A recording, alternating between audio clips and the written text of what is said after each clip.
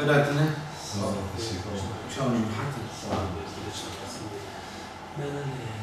محمد محمد كم بيقعد اسم شهر اسماعيل اسم شهر لا مش سنين ما قال يوم إيقاف بعض الحفلات ويبدأتهم إلى الإيجابية والشمال.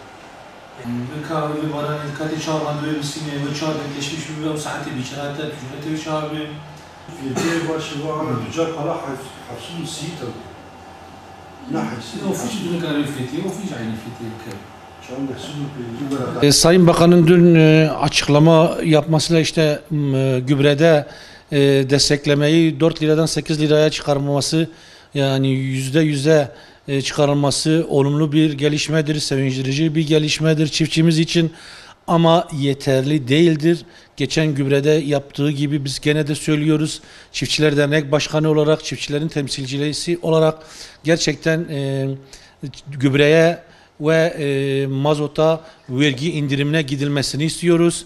Acilen tabii ki. Çünkü çiftçimiz girdileri pahalı olduğu için ekim yapamıyor. Bu sene mesela biz her yıl 35-40 kilogram başı tarlaya biz gübre verirken bu sene 30'un altına düşecek. Bu düştüğü zaman ne olur?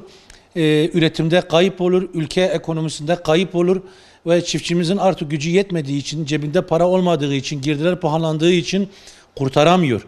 Çiftçi ne yapsın? Elektrik parasını mı ödesin? Gelen zamların %100 artışını mı ödesin? Sadece verilenler güzel bir şey ama gerçekten rütüştür bunlar. Daha iyi, daha güzel bir şekilde çiftçimize destek çıkılması. Mesela bugün fındıkta, çayda nasıl mecliste formül bulunduysa burada da aynı şekilde mazot, gübre fiyatında acilen indirime gidilmesi, artı buğdayda, pamukta, mısırda devletimizin acilen müdahale etmesi lazım. Çünkü çiftçimiz şu an mağdur durumda. Şu an Mezopotamya Ovası'nda, Mardin'de hasat başladı. Pamuk hasadı. Biz sevinirken destekleme fazla oldu da çiftçimiz pamuğa yönlenecek. Ama fiyatın birdenbire 4300'den, işte devletin açıkladığı 4600 liradan direktmen 2800'de bugün alıcı bulamazken, tarlada kalmışken çiftçi nasıl pamuk ekecek? Çiftçi gelecek seneki programını nasıl yapacak? Buğdayda da aynı sıkıntıları yaşadık. Geçen sene Goya Mısır'da da aynı şekilde.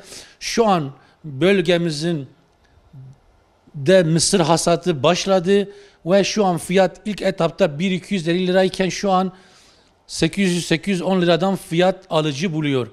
Bu da çiftçimizi mağdur ediyor.